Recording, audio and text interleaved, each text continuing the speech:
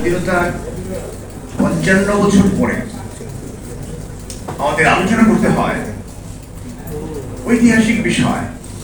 স্বাধীনতার ঘোষণা কে দিয়েছেন, কেন দিয়েছেন? না উনি দেন নাই, উনি পাঠ করেছেন।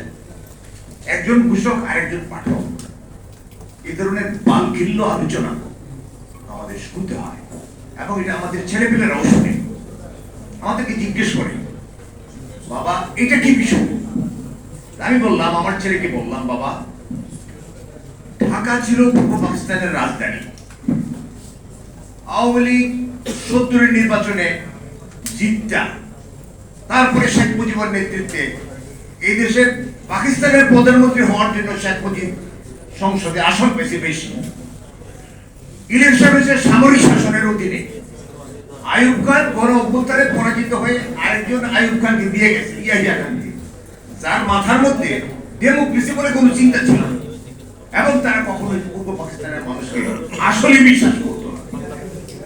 এই অবস্থায় আওয়ামী লীগ যখন অধিকাংশ আসনে জিতল, তখন তারা চিন্তা করলো যে না, ভুট্টো সাহেব পাকিস্তানে জিতছে, আওয়ামী লীগ শেখ মুজিব বাংলা পূর্ব পাকিস্তানে জিতছে। এইটা নিয়ে কিন্তু তারা মিলমিশ করতে পারে নাই, সংসদ বসাইতে পারে নাই এবং সংসদ বসানোর জন্য একটা ঘোষণা পর্যন্ত দিয়েছিল, তারা সেটা ক্যান্সেল করছে। এটা বুঝতে পারি না। তৎকালীন শেখ মুজিব পূর্ব পাকিস্তানের অবিসংবিত নেতা ছিলেন, আমি স্বীকার করছি। উনি ঘোষণা দিলেন, আপনারা আমাদেরকে হত্যা করছেন, আপনারা আমাদের রক্তের রাজপথ রঞ্জিত। এই অবস্থাতে আপনারা যদি আমাদের দাবি আদায় মেনে না নেন, বলতেছি আমি প্রেক্ষাপটটা বলছি, প্রেক্ষাপটটা বলছি এই কারণে যে তখন যদি দেশের স্বাধীনতা সংগ্রামের জন্য যে ঘোষণাটা দেওয়ার দরকার ছিল, এটা কিন্তু রাজনৈতিক ভাবে শেখ মুজিবের কাছ থেকে আসাটাই ছিল সম্মত।